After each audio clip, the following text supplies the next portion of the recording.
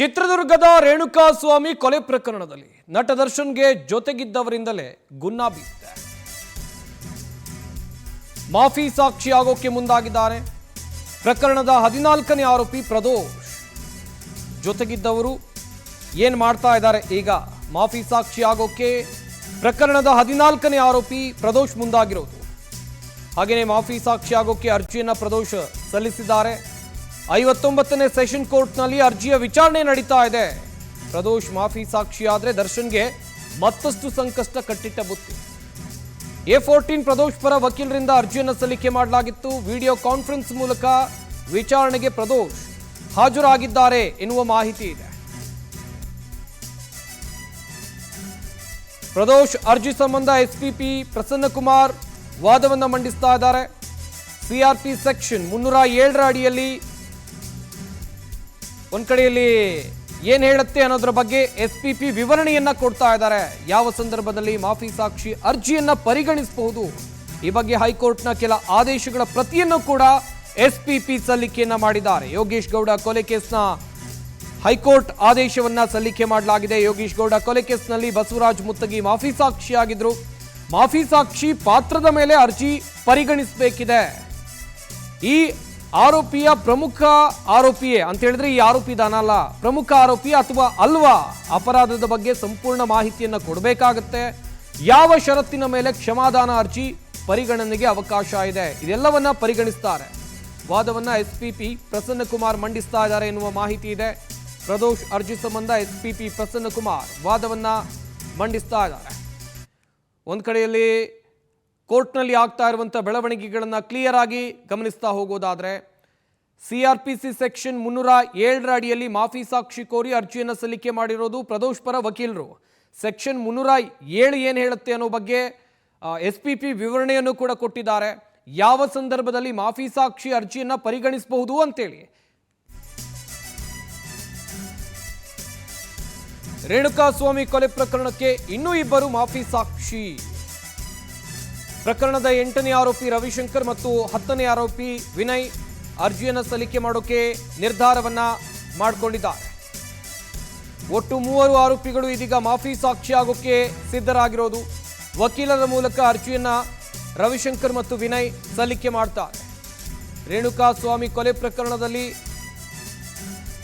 ಪ್ರದೋಷ್ ಸೇರಿದಂತೆ 3 ಮಾಫಿ ಸಾಕ್ಷಿಯಾಗೋಕೆ ಆಲ್ರೆಡಿ ಪ್ರದೋಷ್ ಅರ್ಜಿಯನ್ನ ಸಲ್ಲಿಕೆ ಮಾಡಿದ್ದಾರೆ. ವಿಚಾರಣೆ ಆಗ್ತಾ ಇದೆ. ಇನ್ನೂ ಇಬ್ಬರು ಅವ್ರು ಯಾರು ಅಂತ ನೋಡ್ತಾ ಹೋಗೋದಾದ್ರೆ, ಪ್ರಕರಣದ 8ನೇ ಆರೋಪಿ ರವಿಶಂಕರ್ ಮತ್ತು ಪ್ರಕರಣದ 10ನೇ ಆರೋಪಿ ವಿನಯ್ ಅರ್ಜಿಯನ್ನ ಸಲ್ಲಿಕೆ ಮಾಡೋದಕ್ಕೆ ಸಿದ್ಧತೆಯನ್ನ ಮಾಡ್ಕೊಂಡಿದ್ದಾರೆ. ಇವತ್ತು ರವಿಶಂಕರ್ ಹಾಗೂ ವಿನಯ್ ಅರ್ಜಿಯನ್ನ ಸಲ್ಲಿಕೆ ಮಾಡೋಕೆ ನಿರ್ಧಾರವನ್ನ ಮಾಡ್ಕೊಂಡಿರೋದು. ಒಟ್ಟು 3 ಆರೋಪಿಗಳು ಇದೀಗ ಮಾಫಿ ಸಾಕ್ಷಿಯಾಗೋಕೆ ರೆಡಿ ಆಗಿದ್ದಾರೆ. ವಕೀಲರ ಮೂಲಕ ಅರ್ಜಿಯನ್ನ ರವಿಶಂಕರ್ ಮತ್ತು ವಿನಯ್ ಸಲ್ಲಿಕೆ ಮಾಡ್ತಾರೆ ಎನ್ನುವ ಮಾಹಿತಿ ಇದೆ. ಪ್ರಕರಣದ 8ನೇ ಆರೋಪಿ ರವಿಶಂಕರ್ ಮತ್ತು ವಿನಯ್ ಈಗ ಮಾಫಿ ಸಾಕ್ಷಿಯಾಗೋಕೆ ಅರ್ಜಿಯನ್ನು ಸಲ್ಲಿಕೆ ಮಾಡೋಕೆ ಸಿದ್ಧತೆಯನ್ನ ಮಾಡಿಕೊಂಡಿದ್ದಾರೆ ಎನ್ನುವಂಥದ್ದು ಗೊತ್ತಾಗಿದೆ. ಇನ್ನೊಂದು ಕಡೆಯಲ್ಲಿ ಈ ಮಾಫಿ ಸಾಕ್ಷಿಯನ್ನ ಈ ಪ್ರಕರಣದಲ್ಲಿ ಭಾಗಿಯಾಗಿರುವಂಥ ಆರೋಪಿಗಳು ಹೇಳಿದ್ದೇ ಆದಲ್ಲಿ ಈ ಪ್ರಕರಣದ ರೇಣುಕಾಸ್ವಾಮಿ ಕೊಲೆ ಪ್ರಕರಣದ 2ನೇ ಆರೋಪಿಯಾಗಿರುವ ನಟ ದರ್ಶನ್ಗೆ ಸಂಕಷ್ಟ ಕಟ್ಟಿಟ್ಟ ಬುತ್ತಿ ಎನ್ನಲಾಗ್ತಾ ಇದೆ. ದರ್ಶನ್ಗೆ ಮಾತ್ರ ಅಲ್ಲ, ಪ್ರಕರಣದ 1ನೇ ಆರೋಪಿಗೂ ಕೂಡ ಸಂಕಷ್ಟ ಕಟ್ಟಿಟ್ಟ ಬುತ್ತಿ. ಆದರೆ ಈ ಮಾಫಿ ಸಾಕ್ಷಿಯಿಂದ ಏನೆಲ್ಲ ಆಗಬಹುದು ಅದನ್ನು ಕೂಡ ಗಮನಿಸಬೇಕಾಗತ್ತೆ.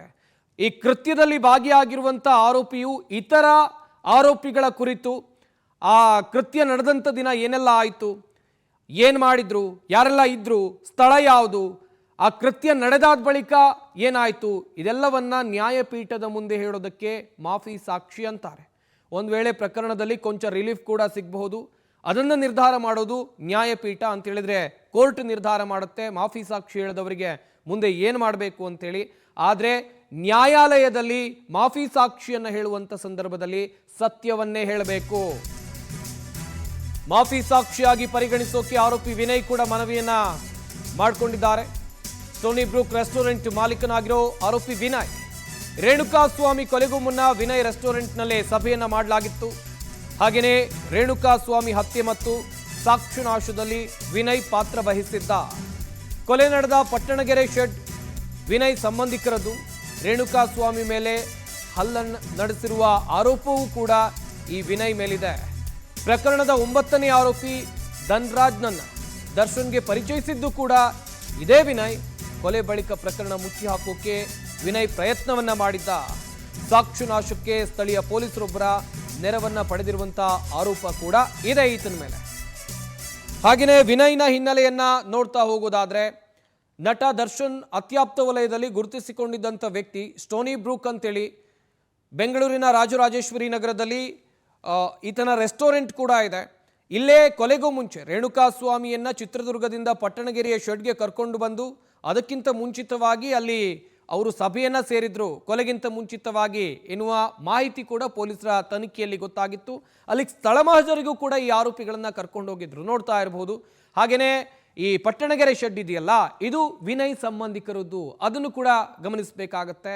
ಸದ್ಯ ಈ ಆರೋಪಿಯು ಕೂಡ ಈಗ ಮಾಫಿ ಸಾಕ್ಷಿ ಆಗೋಕೆ ಸಿದ್ಧತೆಯನ್ನ ಮಾಡಿಕೊಂಡಿದ್ದಾರೆ ಎನ್ನುವಂತ ಮಾಹಿತಿ ಇದೆ. ಪ್ರಕರಣದ 14ನೇ ಆರೋಪಿ ಮಾಫಿ ಸಾಕ್ಷಿ ಆಗೋಕೆ ರೆಡಿ ಆಗ್ತಾ ಇದ್ದಂತೆ ವಿನಯ್ ಕೂಡ ಈಗ ಮಾಫಿ ಸಾಕ್ಷಿ ಆಗೋಕೆ ಸಿದ್ಧತೆಯನ್ನ ಮಾಡಿಕೊಂಡಿದ್ದಾರೆ ಎನ್ನುವ ಮಾಹಿತಿ ಕೂಡ ಇದೆ.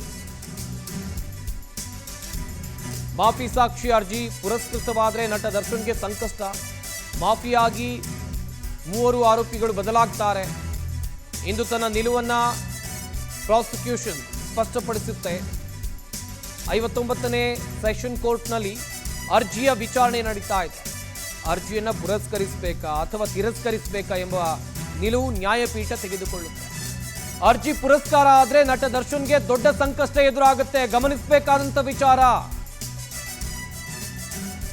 ಸದ್ಯ ಈ ಪ್ರಕರಣದಲ್ಲಿ ಆಗ್ತಾ ಇರುವಂತ ಒಂದಷ್ಟು ಬೆಳವಣಿಗೆಗಳು, ಇನ್ನುಳಿದಂತೆ ಮಾಫಿ ಸಾಕ್ಷಿ ವಿಚಾರಕ್ಕೆ ಸಂಬಂಧಪಟ್ಟಂತೆ ಮಾಫಿ ಸಾಕ್ಷಿ ಅರ್ಜಿ ಪುರಸ್ಕೃತವಾದ್ರೆ ನಟ ದರ್ಶನ್ಗೆ ಸಂಕಷ್ಟ ಇದೆ. ಒಟ್ಟು 3 ಆರೋಪಿಗಳು ಈಗಾಗಲೇ ಮಾಫಿ ಸಾಕ್ಷಿಗೆ ಸಿದ್ಧತೆಯನ್ನ ನಡೆಸಿರೋದು. ಪ್ರಕರಣದ 14ನೇ ಆರೋಪಿ ಆಲ್ರೆಡಿ ಅರ್ಜಿಯನ್ನ ಸಲ್ಲಿಕೆ ಮಾಡಿದ್ದಾರೆ, ಅದರ ವಿಚಾರಣೆ ಕೂಡ ಆಗ್ತಾ ಇದೆ. ಇನ್ನೊಂದು ಕಡೆಯಲ್ಲಿ 2 ಆರೋಪಿಗಳು ಸಿದ್ಧತೆಯನ್ನ ಮಾಡಿಕೊಂಡಿದ್ದಾರೆ. ಯಾರವರು ಅಂತ ಹೇಳಿದ್ರೆ ಪ್ರಕರಣದ 10ನೇ ಆರೋಪಿ ವಿನಯ್ ಮತ್ತು ಪ್ರಕರಣದ 8ನೇ ಆರೋಪಿ ರವಿಶಂಕರ್. ಈ ವಿನಯ್ ಮತ್ತು ರವಿಶಂಕರ್ ಹಿನ್ನೆಲೆ ಏನು ಅಂತ ನಾನು ಹೇಳ್ತಾ ಇದ್ದೆ.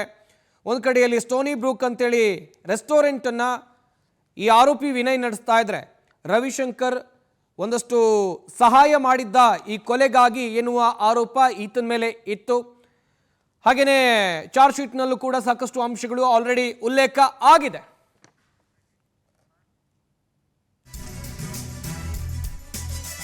ಮಾಫಿ ಸಾಕ್ಷಿ ಆಗೋಕೆ ಆರೋಪಿ ಪ್ರದೋಷ್ ಸಜ್ಜಾಗಿದ್ದಾರೆ. ಮಾಫಿ ಸಾಕ್ಷಿ ಅಂದ್ರೆ ಅಪರಾಧ ಕೃತ್ಯದ ಆರೋಪಿ ಸತ್ಯ ಹೇಳೋದು, ಶಿಕ್ಷೆಯಿಂದ ತಪ್ಪಿಸಿಕೊಳ್ಳೋಕೆ ಅಥವಾ ಕ್ಷಮೆಯನ್ನ ಪಡೆಯೋಕೆ ತಪ್ಪೊಪ್ಪಿಗೆ ಅಪರಾಧ ಕೃತ್ಯದ ಒಳಸಂಚಿನ ಬಗ್ಗೆ ಮಾಹಿತಿಯನ್ನು ನೀಡೋದು, ಉಳಿದ ಅಪರಾಧಿಗಳ ವಿರುದ್ಧ ಸಾಕ್ಷ್ಯವನ್ನ ನುಡಿಯೋಕೆ ಒಪ್ಪಿಕೊಳ್ಳೋದು, ಅಪರಾಧ ಹೇಗೆ ನಡೀತು, ಯಾರೆಲ್ಲ ಇದ್ರು ಎಂಬ ಮಾಹಿತಿ, ಅಪರಾಧದ ಕೃತ್ಯಕ್ಕೆ ಪಿತೂರಿ ಹೇಗಿತ್ತು, ಈ ರಹಸ್ಯವನ್ನ ಬಿಚ್ಚಿಡ್ತಾನೆ ಮಾಫಿ ಸಾಕ್ಷಿ. ಷರತ್ತು ಮೇಲೆ ಆರೋಪಿಯನ್ನ ಮಾಫಿಯನ್ನಾಗಿ ಪರಿಗಣನೆ ಮಾಡಲಾಗುತ್ತೆ. ಮಾಫಿ ಸಾಕ್ಷಿ ಅಂತ ಹೇಳಿದ್ರೆ ಏನು ಅಂತ ಗಮನಿಸಬೇಕಾಗತ್ತೆ. ಮೊದಲಿಗೆ ಕೃತ್ಯದಲ್ಲಿ ಭಾಗಿಯಾಗಿರುವಂಥ ಆರೋಪಿ ಮತ್ತೊಂದು ಆರೋಪಿಯ ಕುರಿತು ಅಥವಾ ಆ ಕೃತ್ಯದಲ್ಲಿ ಯಾರೆಲ್ಲ ಆರೋಪಿಗಳು ಭಾಗಿಯಾಗಿದ್ರು, ಅವರು ಆ ದಿನ ಏನು ಮಾಡಿದ್ರು, ಅದೆಲ್ಲದರ ಬಗ್ಗೆ ವಿವರಣೆಯನ್ನ ಕೊಡಬೇಕು ನ್ಯಾಯಾಲಯದ ಮುಂದೆ.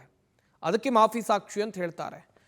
ಒಂದು ವೇಳೆ ಒಳಸಂಚಿನ ಬಗ್ಗೆ ಮಾಹಿತಿಯನ್ನು ಕೊಡೋದು ಅಥವಾ ಅಪರಾಧ ಹೇಗೆ ನಡೀತು, ಯಾರೆಲ್ಲ ಇದ್ರು ಎನ್ನುವಂಥ ಮಾಹಿತಿಯನ್ನು ಕೊಡೋದು, ಆ ಕೃತ್ಯಕ್ಕೆ ಪಿತೂರಿ ಪ್ಲ್ಯಾನ್ಗಳನ್ನು ಹೇಗೆ ಮಾಡಿಕೊಳ್ಳಲಾಗಿತ್ತು ಅದರ ಬಗ್ಗೆನೂ ಕೂಡ ಡೀಟೇಲ್ಸನ್ನು ನ್ಯಾಯಪೀಠದ ಮುಂದೆ ಕೊಡಬೇಕು.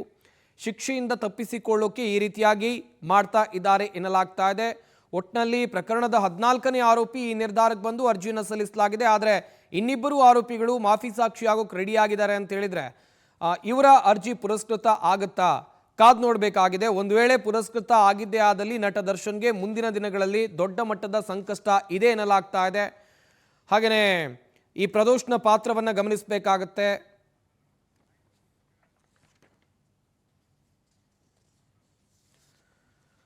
ಈ ಪ್ರಕರಣದಲ್ಲಿ ಭಾಗಿಯಾಗಿರುವಂಥ ಆರೋಪಿಗಳ ಪಾತ್ರ ಏನು? ಪ್ರದೋಷ್ ವಿಚಾರಕ್ಕೆ ಬರುವುದಾದ್ರೆ, ಕೊಲೆ ಕೇಸ್ನಲ್ಲಿ ಸಾಕ್ಷ್ಯ ಮಾಡಿಸಿದಂಥ ಆರೋಪ ಪ್ರದೋಷ್ ಮೇಲಿದೆ. ಕೊಲೆ ಪ್ರಕರಣವನ್ನ ಮುಚ್ಚಿ ಹಾಕೋಕೆ ಈತ ಪ್ರಯತ್ನವನ್ನ ಮಾಡಿದ್ದ. ದರ್ಶನ್ ಕಡೆಯಿಂದ 30 ಲಕ್ಷ ರೂಪಾಯಿ ಹಣವನ್ನು ಕೂಡ ಈತ ಸ್ವೀಕಾರ ಮಾಡಿದ್ದ. ಹಾಗೇನೆ ಬೇರೆ ವ್ಯಕ್ತಿಗಳನ್ನ ಕೊಲೆ ಕೇಸ್ನಲ್ಲಿ ಶರಣಾಗಿಸೋಕೆ ಪ್ಲಾನ್ ಅನ್ನ ಮಾಡಿದ್ದು ಇದೇ ಪ್ರದೋಷ್. ಇನ್ನೊಂದು ಕಡೆಯಲ್ಲಿ ರೇಣುಕಾಸ್ವಾಮಿ ಸಾವಿನ ವಿಷಯ ದರ್ಶನ್ಗೆ ತಿಳಿಸಿದ್ದ ವ್ಯಕ್ತಿ ಕೂಡ ಪ್ರದೋಷ್. ಪಟ್ಟಣಗೆರೆ ಶೆಡ್ಗೆ ಪವಿತ್ರ ಗೌಡ ಈಕೆಯನ್ನ ಕರ್ಕೊಂಡು ಬಂದಿದ್ದು ಇದೇ ಪ್ರದೋಷ್. ಪ್ರದೋಷ್ನ ಪಾತ್ರವನ್ನ ನೀವಿಲ್ಲಿ ಗಮನಿಸ್ತಾ ಇರಬಹುದು ಈ ಕೊಲೆ ಪ್ರಕರಣದಲ್ಲಿ. ಇನ್ನೊಂದು ಕಡೆಯಲ್ಲಿ ಪ್ರದೋಷ್ ವಿರುದ್ಧ ಕೊಲೆ IPC 302 BNS 103 ಇದರ ಅಡಿಯಲ್ಲಿ ಚಾರ್ಜ್ ಶೀಟ್ ಸಲ್ಲಿಕೆ ಆಗಿದೆ. ಕೊಲೆ ಸಾಕ್ಷ್ಯ ನಾಶದ ಅಡಿಯಲ್ಲಿ ಚಾರ್ಜ್ ಶೀಟ್ ಅನ್ನ ಸಲ್ಲಿಕೆ ಮಾಡಿರೋದು ಈ ಪ್ರಕರಣದ ತನಿಖೆಯನ್ನ ಮಾಡಿರುವ ಪೊಲೀಸ್ ಅಧಿಕಾರಿಗಳು. ಆಲ್ರೆಡಿ ಚಾರ್ಜ್ ಶೀಟ್ ನ್ಯಾಯಾಲಯಕ್ಕೆ ಸಲ್ಲಿಕೆ ಆಗಿದೆ. ಇದೆಲ್ಲವೂ ಪ್ರದೋಷ್ನ ಪಾತ್ರ. ಈ ಕೊಲೆ ಪ್ರಕರಣದಲ್ಲಿ ಭಾಗಿಯಾಗಿರುವ ಆರೋಪಿ ಪ್ರದೋಷ್ನ ಪಾತ್ರ. ಆಲ್ರೆಡಿ ಆತ ಮಾಫಿ ಸಾಕ್ಷಿಗೆ ಅರ್ಜಿಯನ್ನ ಸಲ್ಲಿಕೆ ಮಾಡಿದ್ದಾನೆ.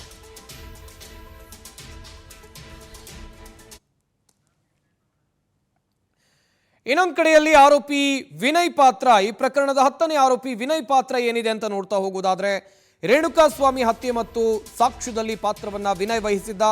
ಕೊಲೆ ನಡೆದ ಪಟ್ಟಣಗೆರೆ ಶೆಡ್ ವಿನಯ್ ಸಂಬಂಧಿಕರದ್ದು. ಇನ್ನುಳಿದಂತೆ ರೇಣುಕಾಸ್ವಾಮಿ ಮೇಲೆ ಹಲ್ಲೆ ನಡೆಸಿರುವ ಆರೋಪ ಇದೆ. ಪ್ರಕರಣದ 9ನೇ ಆರೋಪಿ ಧನ್ರಾಜ್ನನ್ನ ದರ್ಶನ್ಗೆ ಪರಿಚಯ ಮಾಡಿಸ್ಕೊಟ್ಟಿದ್ದು ಇದೇ ವಿನಯ್. ಹಾಗೆಯೇ ಕೊಲೆ ಬಳಿಕ ಪ್ರಕರಣ ಮುಚ್ಚಿ ಹಾಕೋಕೆ ಈತ ಪ್ರಯತ್ನವನ್ನ ಮಾಡಿದ್ದ. ಸಾಕ್ಷಿ ನಾಶಕ್ಕೆ ಸ್ಥಳೀಯ ಪೊಲೀಸರೊಬ್ಬರ ನೆರವನ್ನ ಪಡೆದಿರುವ ಆರೋಪ ಈ ಸ್ಟೋನಿ ಬ್ರೂಕ್ ಮಾಲೀಕ ವಿನಯ್ ಮೇಲ್ ಇದೆ. ಉದ್ಯಮಿ ಈತ. ಸದ್ಯ ಈತನ ಪಾತ್ರ ಏನು ಕೊಲೆ ಪ್ರಕರಣದಲ್ಲಿ ಅದನ್ನು ಕೂಡ ವೆರಿ ಕ್ಲಿಯರ್ ಆಗಿ ನೋಡಿದ್ವಿ.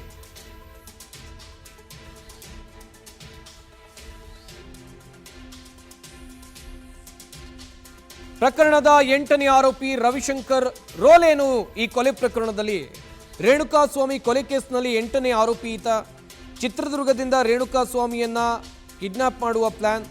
ಬೆಂಗಳೂರಿಗೆ ರೇಣುಕಾಸ್ವಾಮಿಯನ್ನ ಕರ್ಕೊಂಡು ಬಂದಿದ್ದ ಕಾರು ಚಾಲಕ. ದರ್ಶನ್ ಭೇಟಿ ಮಾಡಿಸುವುದಾಗಿ ಸುಳ್ಳು ಹೇಳಿ ಈತ ಕರ್ಕೊಂಡು ಬಂದಿದ್ದ. ರೇಣುಕಾಸ್ವಾಮಿ ಮೇಲೆ ಹಲ್ಲೆಗೈದಿರುವಂಥ ಆರೋಪ ಕೂಡ ಈತನ ಮೇಲೆ ಇದೆ. ಇದು ರವಿಶಂಕರ್ನ ಪಾತ್ರ. ಕೊಲೆ ಪ್ರಕರಣದಲ್ಲಿ ಭಾಗಿಯಾಗಿರುವಂಥ ರವಿಶಂಕರ್ನ ಪಾತ್ರ.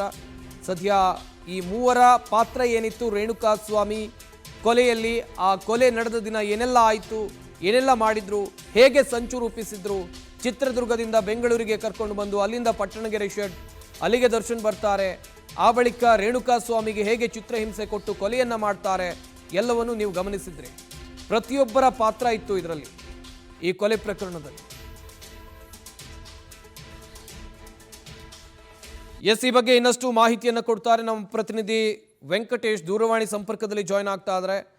ವೆಂಕಟೇಶ್, ಈಗ ಮಾಫಿ ಸಾಕ್ಷಿ ವಿಚಾರಕ್ಕೆ ಬರೋದಾದ್ರೆ, ಪ್ರದೋಷ್ ಈ ಪ್ರಕರಣದ 14ನೇ ಆರೋಪಿ ಪ್ರದೋಷ್ ಅರ್ಜಿ ವಿಚಾರಣೆ ನಡೀತಾ ಇದೆ. ಏನಾಗಬಹುದು ಅಂತ?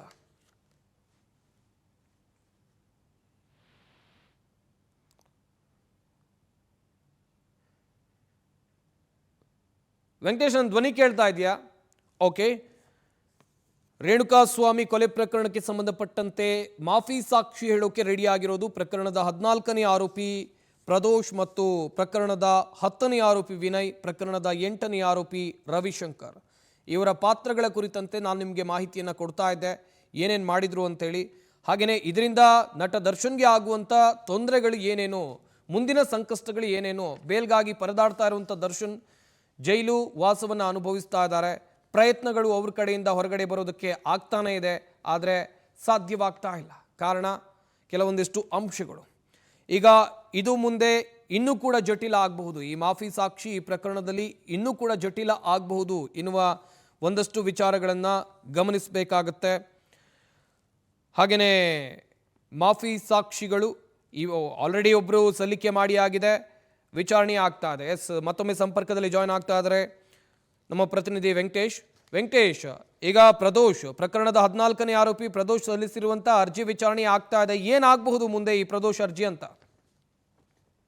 ಸದ್ಯ ರೇಣುಕಾಸ್ವಾಮಿ ಕೊಲೆ ಪ್ರಕರಣದಲ್ಲಿ ಈಗ ಪ್ರದೋಷ್ನ ಅರ್ಜಿಯನ್ನು ಈ ಕಡೆ ವಿಚಾರಣೆ ಆಗ್ತಾ ಇದೆ. ಅರ್ಜಿಯ ವಿಚಾರಣೆ ಕೆಲ ಕಾಲ ಕೂಡ ಮುಂದೂಡಿದ್ರು, ಈಗ ಮತ್ತೆ ಅರ್ಜಿ ವಿಚಾರಣೆ ಆಗ್ತಾ ಇದೆ. ಇಲ್ಲಿ ಪ್ರಮುಖವಾಗಿ ಗಮನಿಸಬೇಕಾದಂತ ವಿಚಾರ ಅಂತ ಹೇಳಿದ್ರೆ, ಪ್ರದೋಷ್ ಈ ಒಂದು ಅರ್ಜಿಯನ್ನ ಸಲ್ಲಿಸಿರುವ ಹಿಂದಿನ ಉದ್ದೇಶ ಏನು ಅಂತ ಹೇಳಿ. ಯಾಕಂತ ಹೇಳಿದ್ರೆ, ಈಗ ಏನಾದ್ರು ಪ್ರಾಸಿಕ್ಯೂಷನ್ ಅವರು ಈ ಮಾಫಿ ಸಾಕ್ಷಿಯನ್ನ ಪರಿಗಣಿಸಬೇಕಾ ಬೇಡವಾ ಅಂತ ಹೇಳಿ SPP ಅವರು ಕೂಡ ತನಿಖಾಧಿಕಾರಿಗಳ ಜೊತೆ ಸಮಾಲೋಚನೆಯನ್ನ ಮಾಡ್ತಾರೆ. ಅದಾದ ಬಳಿಕ ಕೂಡ ಈ ಒಂದು ನಿರ್ಧಾರಕ್ಕೆ ಬರ್ತಾರೆ.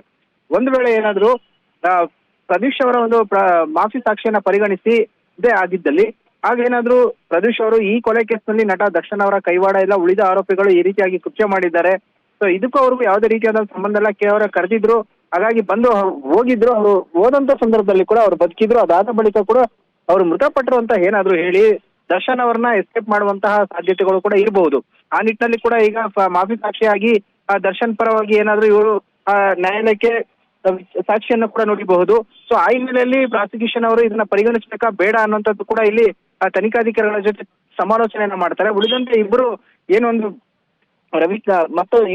ರವಿಶಂಕರ್ ಮತ್ತೊಬ್ಬ ಆರೋಪಿ ವಿನಯ್ ಏನಿದ್ದಾನೆ ಆತನನ್ನು ಕೂಡ ಅರ್ಜಿಯನ್ನು ಹಾಕಿದರೆ, ಇದರಲ್ಲೂ ಏನು ಪ್ರದೀಶ್ ಹಾಕಿರುವಂತಹ ಅರ್ಜಿಯಲ್ಲೇ ತಮ್ಮನ್ನು ಕೂಡ ಪರಿಗಣಿಸಿ ಇದನ್ನ ಮಾಫಿ ಸಾಕ್ಷಿಯಾಗಿ ಮಾಡ್ಕೊಳ್ಬೇಕು ಅಂತ ಕೂಡ ಹೇಳಿದ್ರು. ಆದ್ರೆ ಇದಕ್ಕೆ ಈವರೆಗೂ ಕೂಡ ಅವರ ಪರ ವಕೀಲರು ಕೂಡ ಪ್ರತ್ಯೇಕವಾಗಿ ತಾವು ಅರ್ಜಿಯನ್ನು ಸಲ್ಲಿಸಿ ಅಂತ ಹೇಳಿ ಪ್ರದೀಶ್ನ ಪರವಾಗಿ ಕೂಡ ಹೇಳಿದ್ರು.